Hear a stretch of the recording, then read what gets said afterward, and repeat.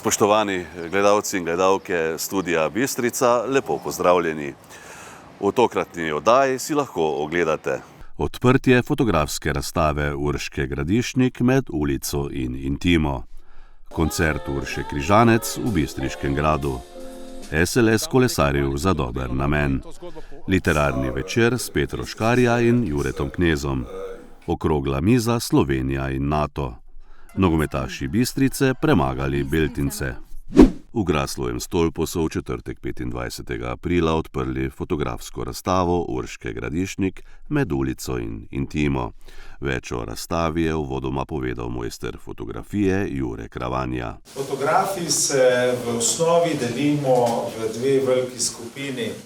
Prva skupina fotomaker. V tem primeru si fotograf zamisli, kaj bo fotografiral že prej v svoji glavi. Naredi scenarijo, naredi načrt, postavi si protagoniste, jih postavi v neko okolje in s pomočjo vseh teh elementov ustvari zgodbo, ustvari serijo, kar bomo videli pri ogledu razstave pri Urškinih spodnjih treh serijah.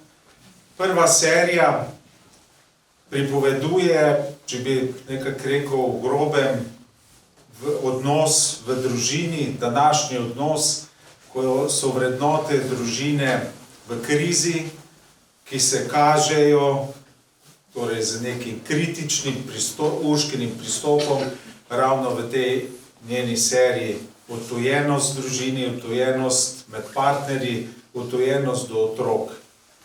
Druga takšna serija, v kateri Urška išče neko rešitev, rešitev med mladimi, je igra žogo, ker nam pokaže zgodbo dekleta in fanta, ki se ne najdeta na družbenih omrežjih, ki se ne iščeta po TikToku, ampak klasično v odnosu, v igranju nogometa, v utrudljivi igri, v iskanju drugega in seveda v prijetni utrujenosti na koncu igre. Tretja serija nas pelje nazaj v čas covida, kjer smo se praktično vsi mi izprašali sam sebe, v kakšnem svetu živimo, kaj želimo, kaj nam pomeni odtujitev, kaj nam pomeni svoboda.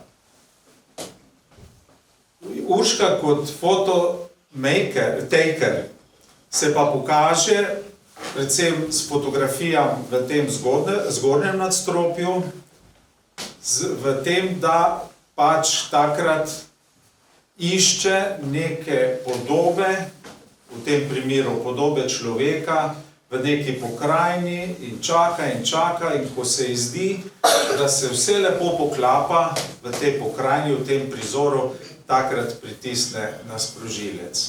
Odprtje razstave je popestril mladi kitarist Martin Kirn iz glasbene šole Slovenska Bistrica. Razstava bo na ogled do 15. julija. V Bistriškem gradu je v četrtek 25. aprila potekal koncert Urše Križanec z bendom in gosti. Občinstvo je prisluhnilo svetovnim zimzelenim uspešnicam, jazz standardom in slovenskim popevkam.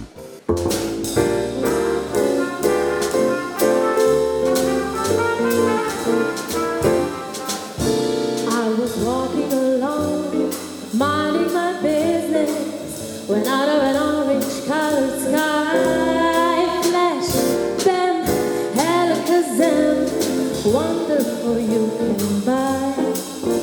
I was humming a tune, drinking in sunshine, when out of an orange-colored view flashed, bam, alakazam, I gotta look at you.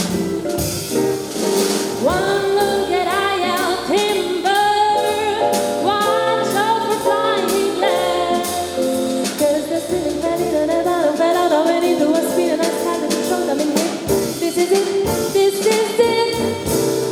walking along, minding my business, when love came and hit me in the eye. Flash, bam, alakazam, out of an orange-colored sky.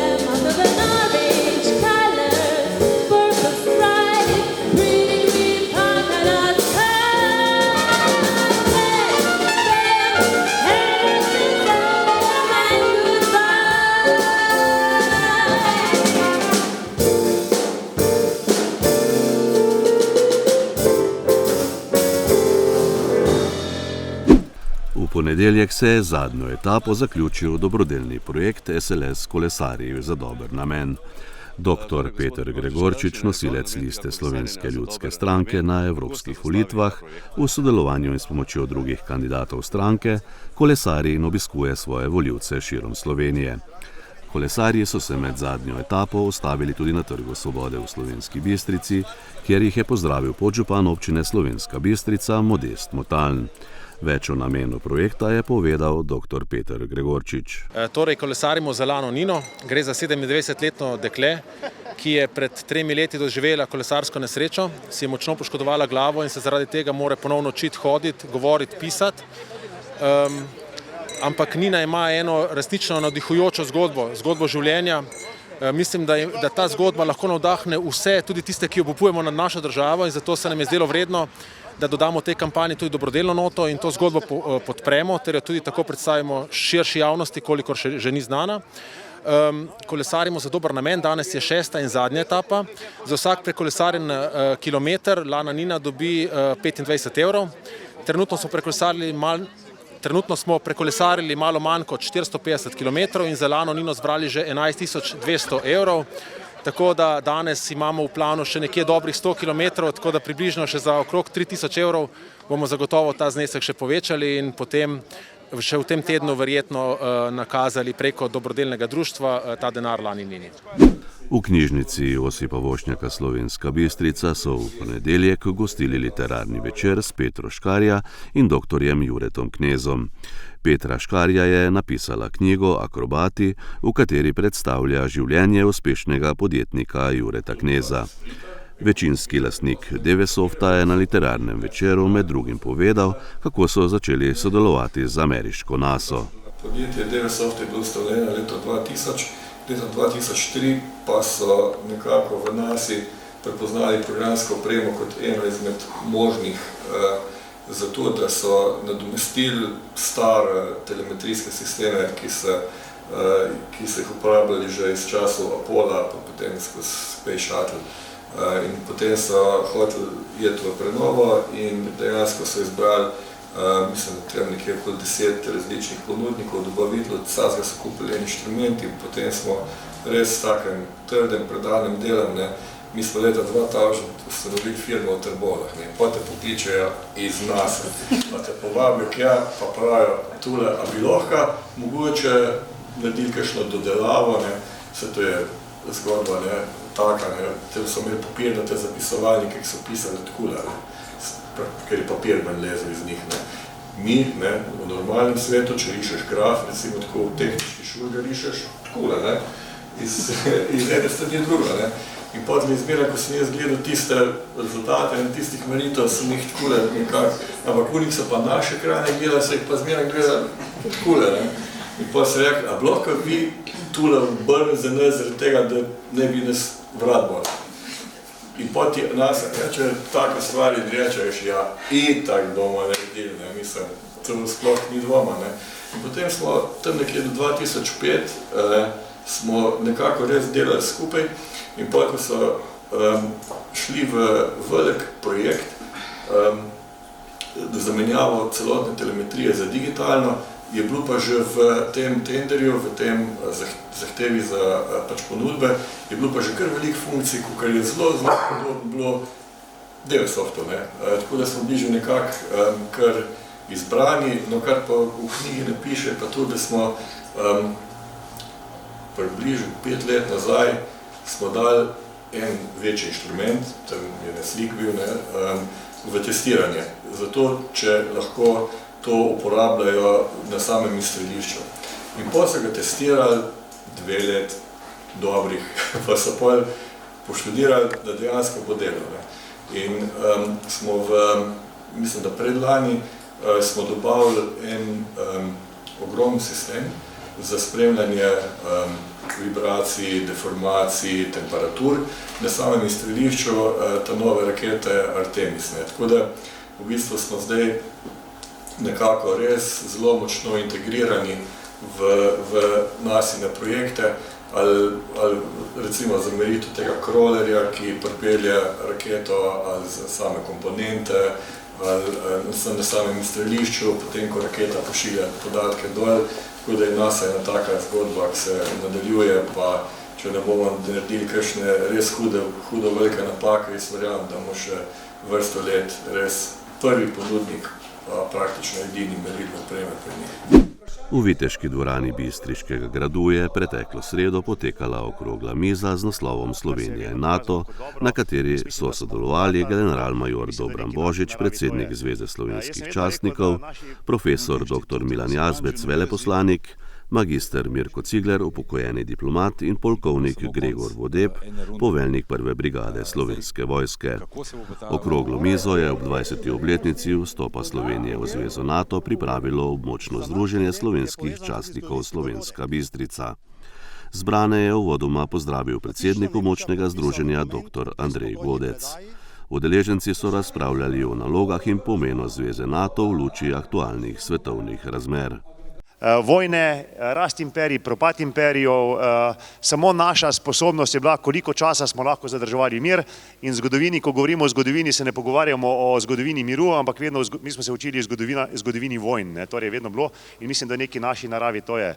Jaz sem vedno rekel, da naši predniki, torej naši očetje so nam naredili 70-letni, 80-letni mir v Evropi in jaz se bojim, da bo ga naša generacija pokvarila in dejansko, če pogledamo vse neke dejavnike danes in jih primerjamo z dejavniki velikih vojn, vidimo, da so podobni. Danes s kolegom sem se pogovarjala na ministrstvu, da je mogoče ravno ta španska revolucija, tam nekje, da smo v obdobju španske revolucije v Španiji in da se približuje leto 39, 1. september 39 in upam, da bo naša človeška modrost to uspela zajeziti in poriniti naprej mir in prosperiteto Evrope in sveta. Leta 2012 je turški tedajni predsednik Gül na otvoritvi nekega inštituta na Sabancı univerzi imel govor in je posvaril. Rekel, storiti moramo vse, da ne bo Bližnji vzhod zdrsnil v evropsko 30-letno vojno. Mislil je na konflikt med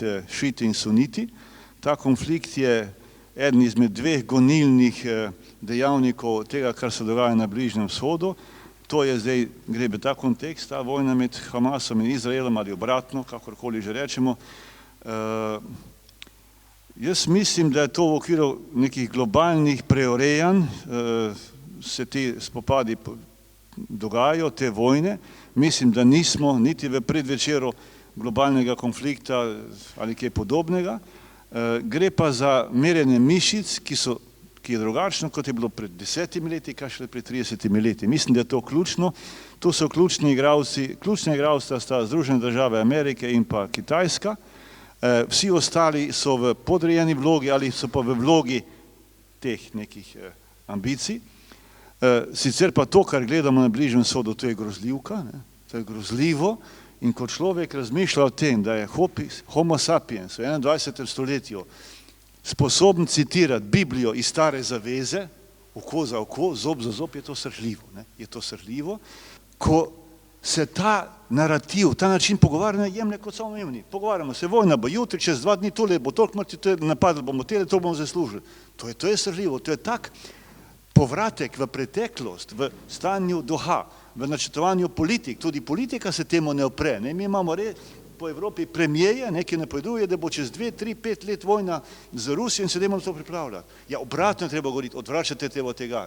Bom rekel po domače, kje je to zdrava pamet. Ampak seveda, te kategorije ne štejejo veliko v nekih globalnih strateških preigravanjih razmišljanjih. Zato gre. Seveda, mi še vedno nismo tega vajni, tega jezika, terminologije, tega preigravanja. Morda je celo boljše, ker morda za tega mečkim lažje živimo in boljše, govorim Slovenijo in ta okvir. In seveda v tem okviru je dejstvo, da smo mi v NATO in EU izjemnega pomena, ki se ga ne zavedamo, še posebej tisti, ki se pogovarjajo o NATO članstvu, kot da je to tam neka igračka, neka zloženka, ki jo otroci vrtca sestavljajo. V kulturnem programu sta nastopili Marina Bobik na violini in Mateja Pleteršek na klavirju iz Glasbene šole Slovenska Bistrica. V nedeljo je v športnem parku v Slovenski Bistrici potekala zanimiva tekma med nogometnima ekipama KTM in Impol Bistrice in Beltinci v okviru 27. kroga druge slovenske lige. Ekipa Bistrice je na koncu slavila z minimalno prednostjo 1:0. Že v prvi minuti je Bistrica imela prvo veliko priložnost za zadetek, ko je Jaša Martinčič sam stekel proti golu Beltincev, vendar se je vratar Beltincev izkazal. Kljub temu so imeli tudi nogometaši v rumenem številne priložnosti. Ob koncu prvega polčasa je imel Žiga Pesjak prosti strel, vendar je bil vratar Beltincev Močič na pravem mestu. V drugem polčasu se je tempo igre dvignil, obe ekipi sta bili nevarni. Izkazal se je tudi vratar Bistrice Primož Friedrich.